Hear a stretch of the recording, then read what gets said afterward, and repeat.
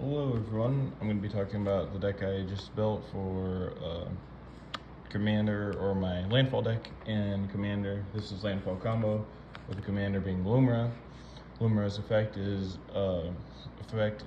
Vigilance Reach. When this creature's power toughness is equal to the number of lands you control.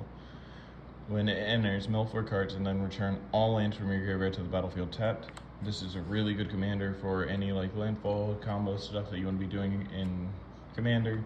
It's really fun, very unique, and I really love it. I'll be discussing most of what you need for this deck and why I'm running cards and why cards are in certain spots. I'm going to be talking about, we're going to put Lumra right here, just a reminder text of what it does. We're running in total 28 forests. This is really just a number for how many you can run, but this is what I like running. You can run any amount as long as it's like in the 20 range or 30 range, 20 to 30 range, because this is going to matter a lot if you're building for Lumra. This guy makes all your sack lands really good, makes all your destruction lands just really pop off and really good for you in total. You will see in the deck there's going to be cards, I'm going to say, that are ramp, but are just sack lands that are actually really good with the commander.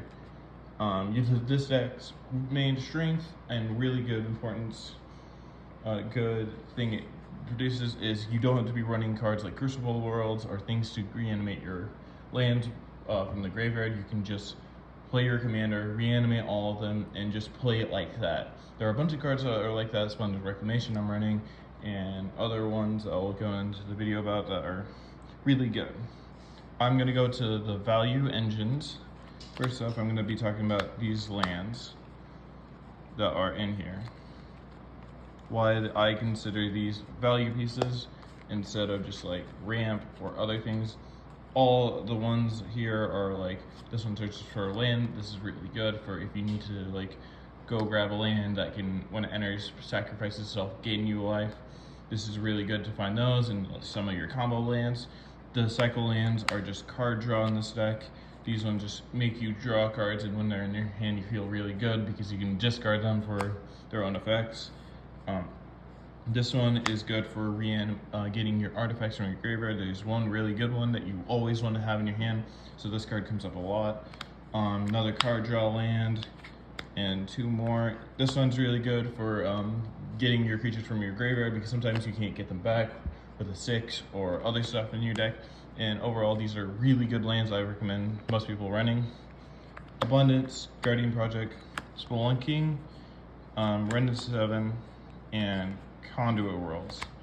Now, I'll go over the rest of those later. These ones I think are reasonable to run for if you're running a list. Crucible Worlds is better than Conduit Worlds. Conduit Worlds is better than Crucible Worlds, in my opinion. The tap ability comes up way more than you think in this deck, and having access to your graveyard is always really good in this deck. Rend 7, just a really good planeswalker for the deck, with Spelunking as well. These cards make it so this one lets you draw a bunch of cards. This one makes it so you know what you're going to be drawing off the top of your library. Abundance just makes it so it's really good for you to not be working on just lands in your deck. Both of these cards really are strong, really are good if you're looking for this deck for mostly a budget. There are some cards in here that you don't have to run, and I'll be going over those when I'm done with the deck of this. Territory color, life gain ones, creature tokens, +1, and card draw. Okay, this is a card I will immediately say you can cut this card. This card to me always feels bad to open in this deck. You +1 counters on like your creatures and you can kill them like that, but the amount of like these guys just can kill your opponent, can win up against your opponents. Means that you're going to be doing very well with these. These ones will win you the games. This guy will sometimes just be unnecessary for things. This is for the value stuff. These just gain you life. This one lets you see the top of your library. So if you have your Lumra, this thing can be like, okay, your one really good cards on top of your library. So let's not summon Lumra. There's probably something better you could do. Some of the times you just play Lumra because you can't have to. This one is gain life, mill a card for infinite loot stuff, gives you a bunch of life. These ones are really good. Tireless Trekker is in the deck for like just being really good of a card for any landfall decks. Getting clues and other stuff are really good. There was a build that I was running that was running the 3 mana one that makes it so whenever you create a clue, you create a clue, a treasure, or a food, you would create all 3 of those. This is still in it from that. This is another card you can cut, but I don't think you would want to if you can make infinite mana. This guy can also just win you the game. And you could really do this with your commander. Territory Color, this is one of the really good cards of the deck. This card makes it so you mill more cards when Lumra enters the battlefield, and sometimes you just have that hand that does nothing besides get a bunch of lands in the graveyard, and you go turn 5, cast this guy, turn 6, summon your Lumra, and start milling your entire library just off of this single guy. He's really good.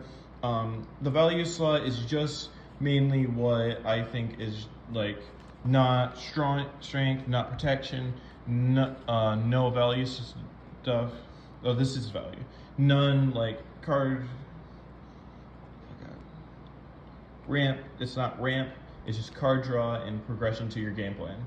Now there are going to be some cards in the ramp slot that are going to be not that could be in the value slot or the protection slot or the combo slot.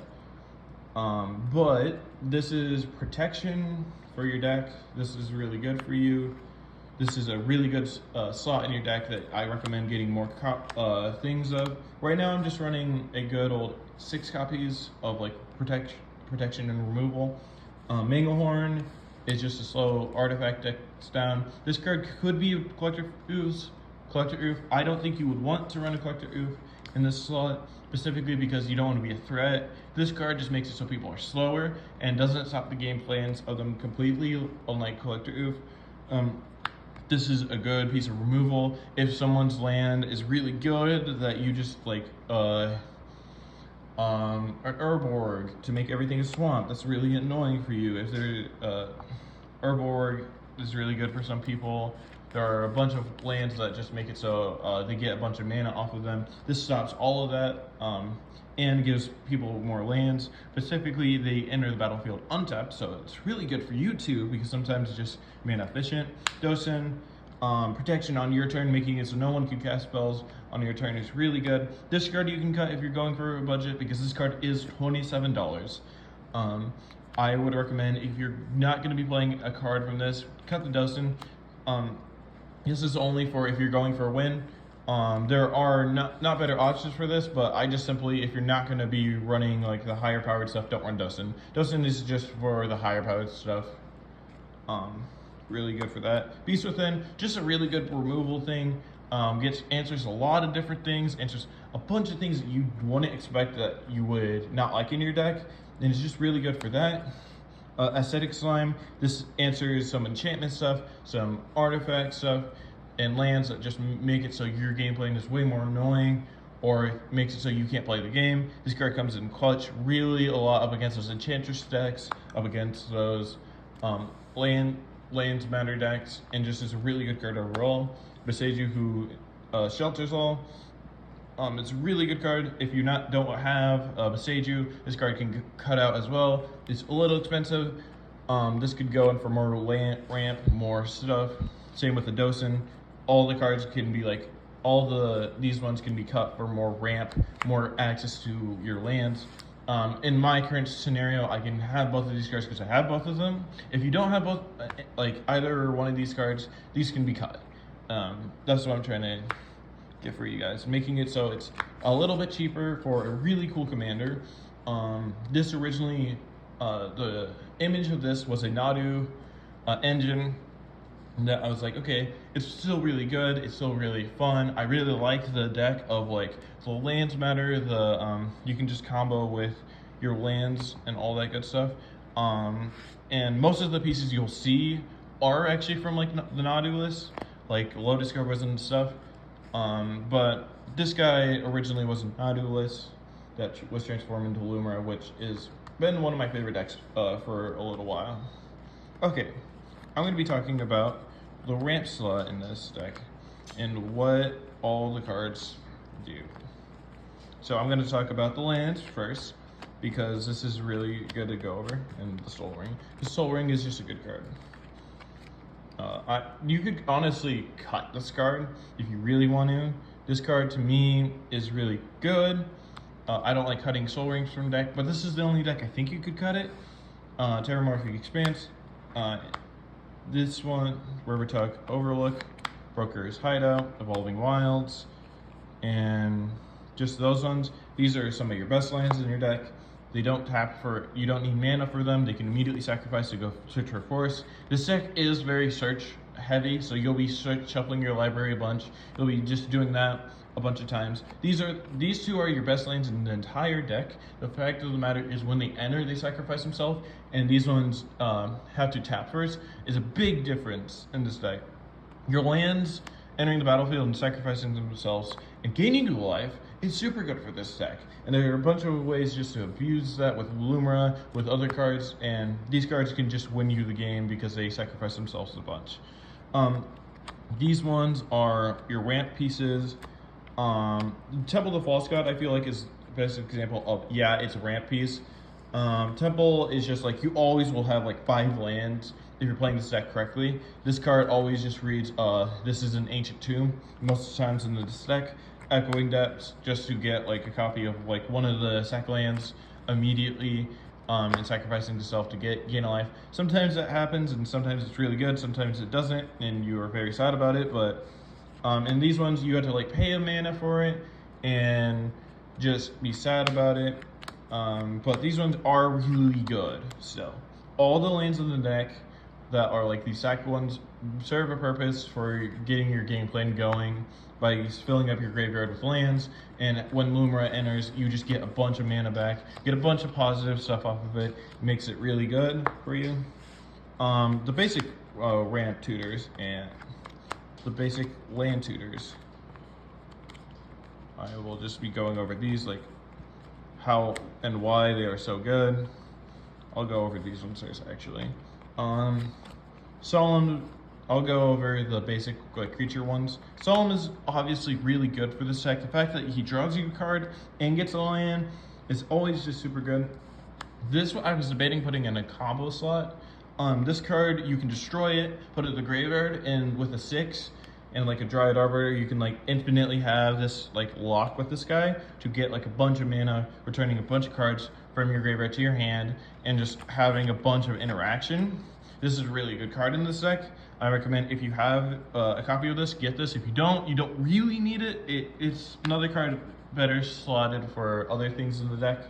This card, if you're going for higher stuff too, is a good exclude from this deck. This is a combo piece, but it's not a good combo piece for this deck. There are better ones that you would rather run. Burnisher is in here. He's just a really good one. Arbor Grazer, a card that just ramps you turn like 1, makes your game plan go faster. Splendid Reclamation, I just think it's considered a ramp slot for this deck, specifically because your entire game plan is filling your graveyard with lands. Filling the yard is really good for this deck, and you will see from this, like, from playing it, if you do play it, that you just combo them a lot. These just are your basic ones. This could go in there. Explorer draws you a card, lets you play additional land. You are on so many lanes that basically this always lets you put a land on the battlefield. Flare Cultivation, it's just cultivation.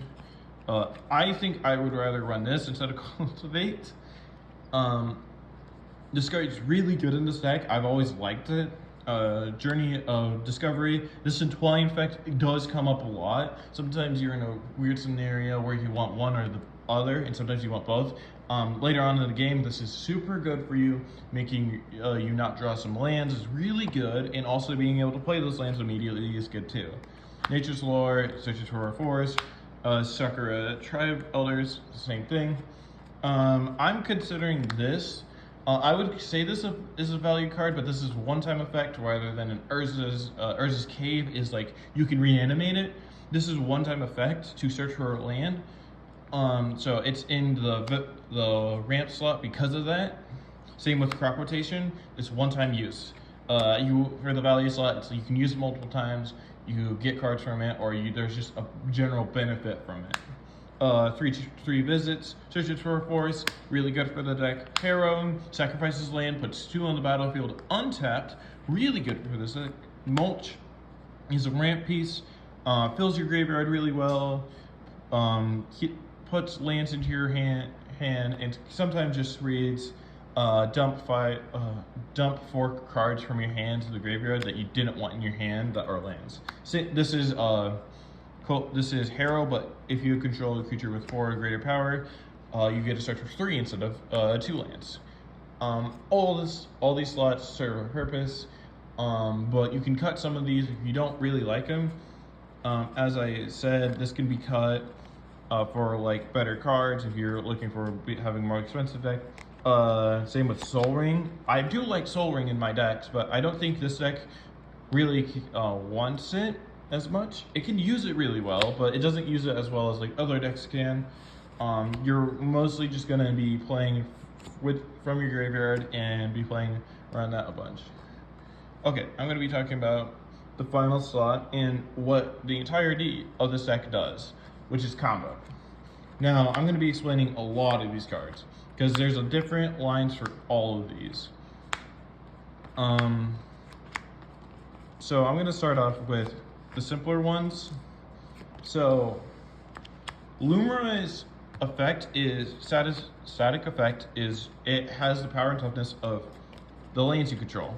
Sylvan Safekeeper can sacrifice a land, as many lands as you want, to keep trying to target him, and always trying to be targeting him to have the effect to give him Shroud.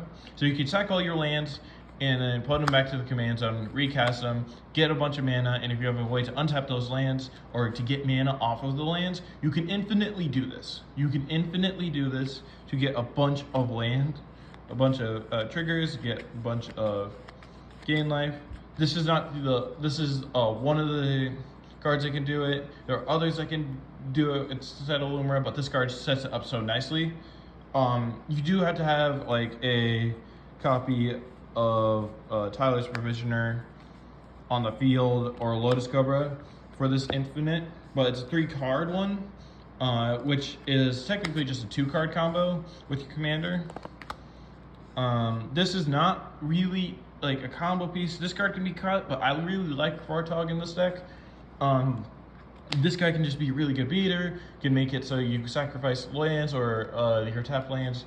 Now your extra mana can just go to sacrificing more of your lands so your Lumra can get back online faster if it keeps dying. And in this deck, it will die a bunch. It will die a whole lot in this deck.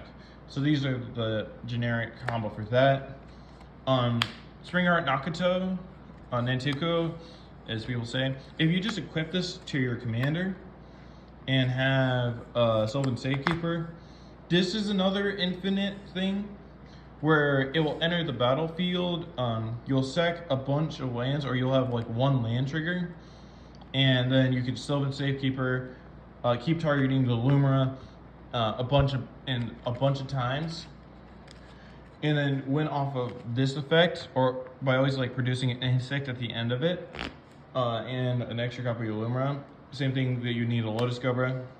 This is a 3-card combo with a 4-card combo with your commander. This is like later game stuff that can just win you the game really fast by milling your entire library and getting some of your win cons in that. This card with the copy of Shifting Woodlands can do the same thing. These 2 cards do the exact same thing as like just a Lumra with this card.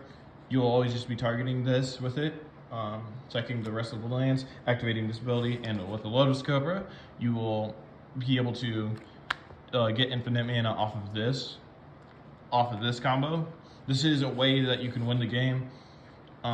This is a more refined way of doing it.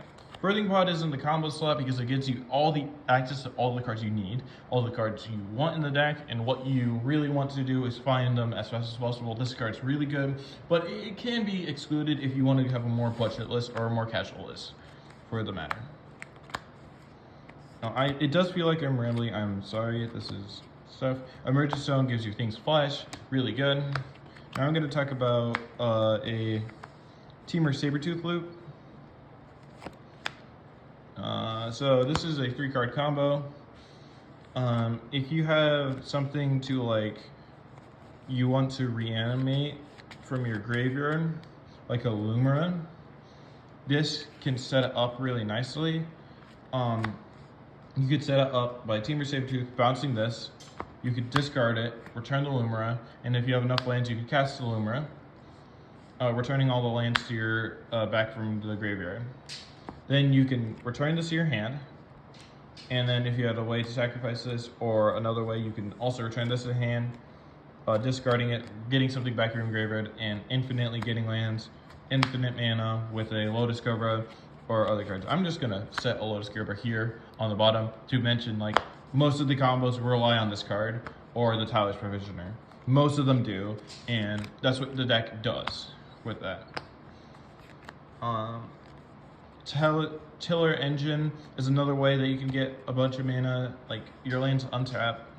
But this can also be a way to finish games.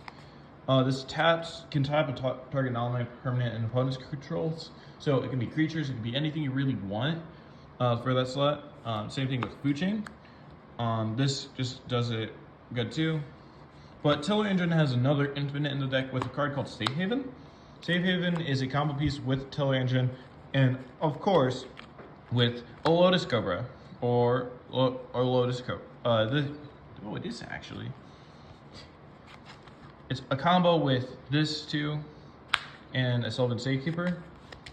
So you could tap to remove the Lumra from the field, and then 0 sacrifice it during the upkeep to return it to the battlefield, getting all your lands back. Sylvan Safekeeper. Tiller Engine's effect will activate to untap the land, this land when it enters the battlefield. So you can tap 2, get them gone, set 0 to sacrifice it, bring it back. Return to the battlefield, tap 2, sacrifice it, return it to the battlefield for 0. Infinite mana off of these 3 cards. That makes it so the game ends really fast. This is a sneaky infinite. Because Tiller Engine is just a good card in the deck, so people are like, oh, it's not gonna really matter. And this card wins you games so easily, so fast. With this, obviously you have the Food Chain. Food Chain is a card I really like, so I want to run it in some of my decks. So this is the only deck I have that can run it. This card you can cut for more ramp, more tutors, more anything. I have on the Mox field a list for a budget and what you really, for the more expensive stuff. This card is just in the deck as higher power stuff. This is a high power deck that can be turned to a low power, to a strong deck, to just landfall, to a bunch of things. We're gonna talk about Protean Hulk. Protean Hulk is the best combo piece in the entire deck. The fact of the matter is, if you have just a birthing pod, you can, with Lumra on the field, always sacrifice it to go grab a Protean Hulk, which is super good for this deck. Protean Hulk is like a card that just searches so many of your combo pieces out of your deck. This card just reads for you when this card dies, start winning the game. Really efficiently, really effectively. Same thing is for this guy. This guy can search for Protean Hulk or search for other things, but it also has another effect to return permanents, non-creature permanents, to their owner's hand, to the bottom of the owner's library. So this card can just wipe out stuff, so it's a good removal, but it's also just a really good combo piece. I didn't want to put these like into a tutor slot. There are other cards. I don't want a tutor for this spot for this deck, because then there's just going to be a bunch of land stuff. And as I said, those are more ramp than tutors. These are like win cons. All these cards in the deck serve a purpose. This searches your win con in the deck. Cards you can add to make this deck way better, or cards that are really good, are like, if you want a higher powered cell, you can get a Collector Oof for this deck. You can get cards to a Zuron Orb, just to gain a bunch of life really fast, or like even classically an Urza Saga. Urza Saga can go into the deck if you have an Amulet of Vigor laying around. Most altars are really good in this deck. You produce a bunch of mana off of the dorks, the creatures that enter the battlefield, stuff like the Scootsworm, the Springheart Nantuko, and all that stuff. These cards can go into the deck really nicely, and I recommend that if you play this deck, you try to figure out what you like about it. And so I'm gonna just showcase one final thing about the deck before I give like a deck breakdown. One of the cooler things about this deck is the land count. The land count is a lot. As you've seen from like just how the deck is, this deck runs a lot of lands. And mostly it's like, I don't run that many lands in my deck, but this deck always feels good. This deck always feels fun to play because you never miss a land drop with this deck. Your deck always has lands for you and is a very forgiving mulligan deck. Mulligan deck in this that you can mulligan down like to 4 sometimes and still be really good in the game. Like really be a strong threat. I don't do it as much because in the pod that I'm in, that really, like we just try to play for casual, and this deck is supposed to be my casual combo deck that just mills my entire library and has fun with that. So like this is like the land count, and I'm probably missing some in the deck, but this is like, let me just showcase this. This is like your non-lands. This is your lands. This feels so good. Your lands are utility, your lands give you a bunch of value, and are just really good overall. These lands are super good. I recommend trying to figure out decks that can run this many lands and still feel really good with the non-lands that they run. Like, all this stuff in the deck just feels super good together. I will just showcase one test hand and go over the, I will showcase a good test hand real quick with this deck. If you guys don't know, I am an old Yu-Gi-Oh player that really likes these combo style decks. The name Fluffle comes from a deck in Yu-Gi-Oh called Fluffle, a deck that relies on a continuous spell to get a lot of value and on a bunch of links and have interaction that is really good. So this deck feels close to my heart, close to home with being a combo deck and being really fun and consistent with its draws and all that stuff. So immediately I would not keep this hand, just having all this land and like nothing really to go into. I would mulligan this, even though it seems like it's going to be good. It can end up that this is just really going to be a slow start. If this was casual, for a casual pod, that's a keepable hand. For it, it's really keepable for that. For explosive starts with this deck, you can get 1 mana stuff, you can get 2 mana stuff, and just have access to those. What I really want from my opening hand is a way to have a ETB sack land or a really good fast start. The ETB sack land is really good in this deck. It makes it really fun and unique way of playing this deck. A crop rotation, Temple of the False God, Aftermath Analysis, and then 4/3 lands. This is a keep for me. Having a crop rotation, Tile Striker, and an Aftermath Analysis are really good for this deck. If this was not like my first 6, I would still keep it and probably discard the Temple of the False God or a Forest. This hand could go up really fast. Like you would like start off getting like the Forest, crop rotationing it for an ETB sack land immediately to really start your game off fast and efficient. And then you can Aftermath Analysis on your next turn, milling 4 cards, getting access to more of your lands in the graveyard, and then by turn 3 you can play another land, play the Tiles Tracker, and by your next turn you will have another land on the field, and then Temple of False God or some other way to get a land. You would probably just draw a land by this point, which is really good about this deck. You would have drawn a land by that point. So I'm going to talk about the pros and cons of this deck. First off, the very good first pro. It is a creature deck. There are counter spells in the format, but creature counter spells are harder to deal with, and this deck relies on a bunch of those. Your main combos are creature reliant and are really good for that.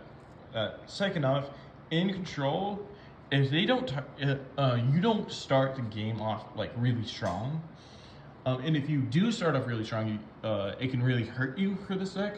But the late game of this deck is so good. There are hardly any chances to counterspell it or to really lock you down, and there's just a bunch of ways for you to win the games off of like Lumra and those control ways. The benefit of Lumra is it's a really good blocker for like lower powered stuff. This card is really good at doing that because it's always going to be like an 8/8 or higher if you like do it right for this deck. And I think that's what makes him really strong too. I'm gonna talk about the cons. The main con of this deck is your deck is creature reliant, but a Cyclonic Rift does hurt, but blue is your enemy in this. I am running Beseiju who endures all, but there are just certain times where a counterspell ends your game really fast. And if someone does counterspell you on your Lumra, it can end your game. That's just to feel bad about the deck. The Lumra is the biggest threat of the deck. If it comes down even once, it can win you a game. It doesn't need to come down like 4 or 5 times to like really start winning the game, because when it enters, you just get so much mana back from this deck, and you get so rewarded off of it. Secondly, this is if you're versing Graveyard Hate and like a Rusted Piece or a Bajuka Bog, sometimes Bajuka Bog doesn't hurt you that much, but Rest in Peace, Dothy Voidwalker, and all these other cards hurt you a lot more. Drain also hurts you a bunch if you don't have removal for it, and the access to a green removal besides fight spells. And if you're fighting a Draen's Magistrate, you can't. Most of the lower cost stuff is not going to be able to kill it, so I wouldn't run it. But the removal for like creatures is really hard for this deck. Secondly, the slots are really jam-packed in this deck, except for a couple cards. So like getting like a win con in here that is just attack the face is really hard, besides like a Lightning Greaves or the really big guy, I can't remember his name, the one that makes it so all creatures have haste.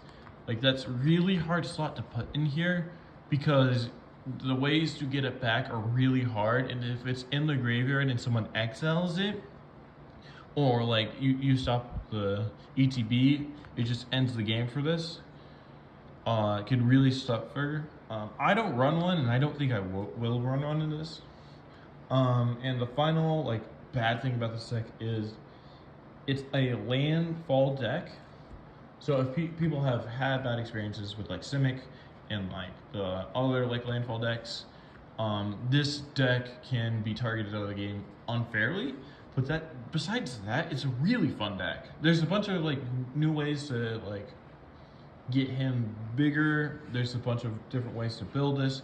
I just have as a combo deck. You can rotate it to more of a landfall deck, taking out like some of the combo pieces like Boot Chain, the Shifting Woodlands. I still recommend running Shifting Woodlands. It's just a really fun card. But like those cards can be cut from the stack to like put more like landfall stuff and less combo pieces in the deck.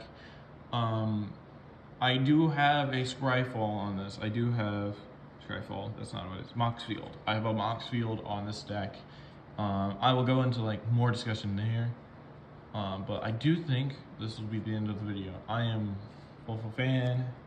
And if you have any comments or like suggestions about this deck, put it in the comments. I don't have the list of the recommended cards in it. There are a bunch of ones I do recommend if you have. Like I said, Urza Saga with a Zuron Orb and the Amulet of Vigor are really good in this deck. This card with, if you have an Amulet of Vigor, is really good in this deck. If you don't have an Amulet of Vigor or Zuron Orb, I wouldn't put this in the deck. You don't want to get a Soul Ring off of this, that just feels bad. Also in the Mox field, there are more budget stuff. I have like 10 cards you can put in here. I'll probably put more when I go back to the Mox field, but if you guys did enjoy it, like, comment, subscribe, and I will see you guys in the next one. Peace.